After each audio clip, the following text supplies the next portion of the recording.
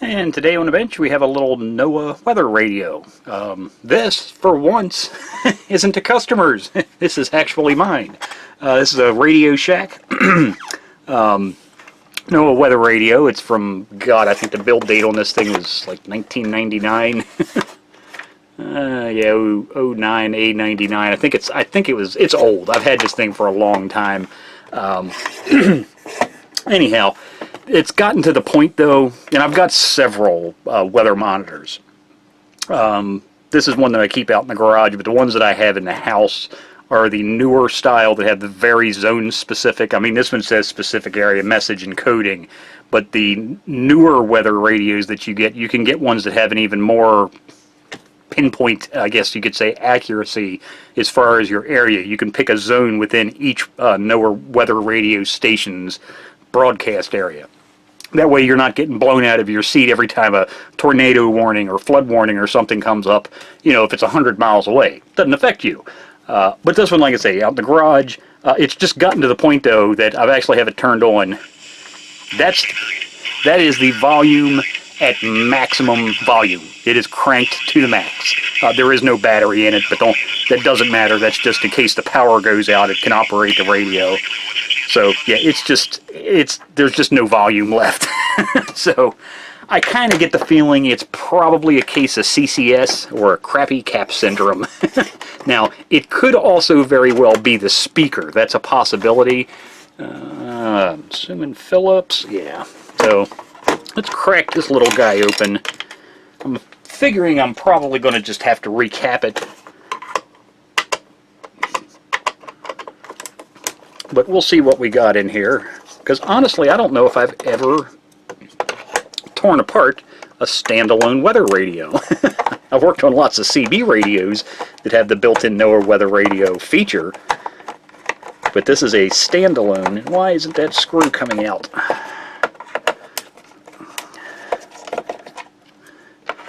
But, so we'll see here. And this is, I think, a 7-channel. Oh, actually, it's right there on the back. It is a 7-channel radio. But this gets both, and I'm kind of, it's one of the reasons I like the newer radios that have the zone specific. I'm kind of like dead in the middle between two of the NOAA weather radio stations, one in Maryland and one in Pennsylvania. I'm pretty much almost evenly spaced. I'm trying to get a little bit of pressure on this thing because this one screw's stuck. But I'm kind of stuck halfway between two NOAA weather radio stations, and it's just inconvenient trying to find one that, you know, really covers my area, because they both cover my area. So, like I say, the newer ones are nice because I can do the zone, a little bit more like zone-specific search. Is this blasted screw going to come out, or is it stripped in there? Jesus. Seriously? I'm going to have to break off the plastic ear for it. Come on. Nothing's ever easy. Aha! I missed a screw. There's one there. Come on. Okay, that other one's just stuck in the hole.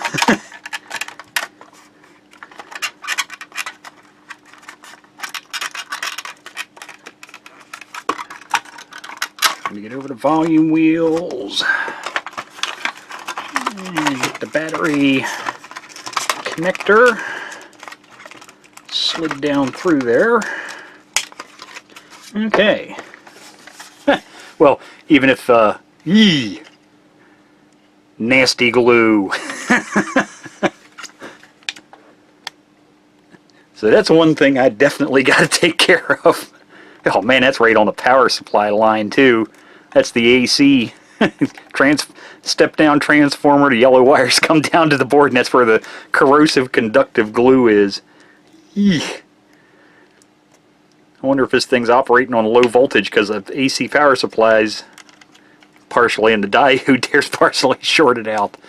But yeah, there's only, looks like 1, 2, 3, 4, 5, 6, 7, 8 electrolytic caps. Oh man, really? They use through hole. This is a surface mount board. But they didn't use surface mount caps, they're through-hole caps.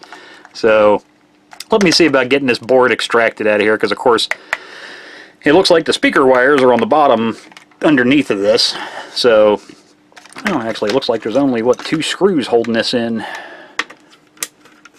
Let's see how much more there is to taking this apart.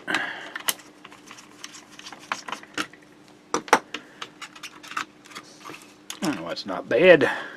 Ah, there are a few more caps on this side. They're bodged on. We got, what, 1, 2, 3, 4, 5 more caps. A little bit dusty. It's got a few decades worth of dirt in there. God, that's not glue, is it? Yep, that is. That's some of that corrosive conductive glue. That doesn't look like as dark brown as it is on the top side here. And the reason that's gotten so baked is, of course, the diodes. There's going to be a little bit more heat here on this portion of the board because this is the power supply circuit. And heat is what really deteriorates that stuff. So this IC apparently doesn't get too hot, so but I need to get that stuff off of there. But like I say, it's still a great working little radio. It's just, yeah, it's the volume's gotten to the point where I can't hear anything anymore. So actually, that should be the first thing I do. Let me pop these speaker wires off. I'll desolder them. Let me go grab a speaker just to see if, because that does happen. Matter of fact, the last thing I just repaired for somebody was a shortwave radio, and that was a realistic too. That wasn't initially made like this. Is I'm not sure if this is trying to see who made this. Obviously, Radio Shack didn't manufacture this. I'm not sure if Gree or maybe possibly Uniden might have made this. Can't say I see any.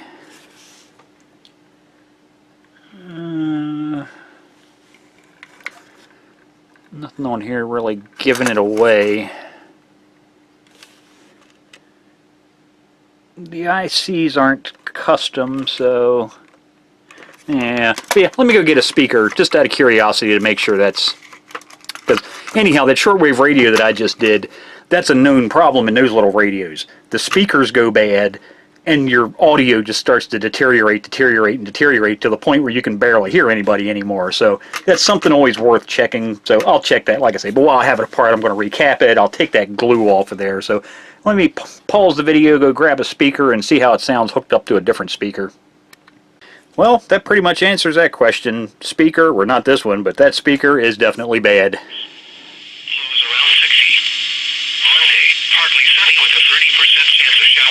Yeah, much louder. Now it's going to sound really tinty, especially these little small speakers.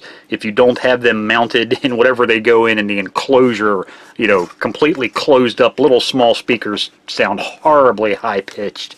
But yeah, so that's, I'd say definitely the speaker's shot.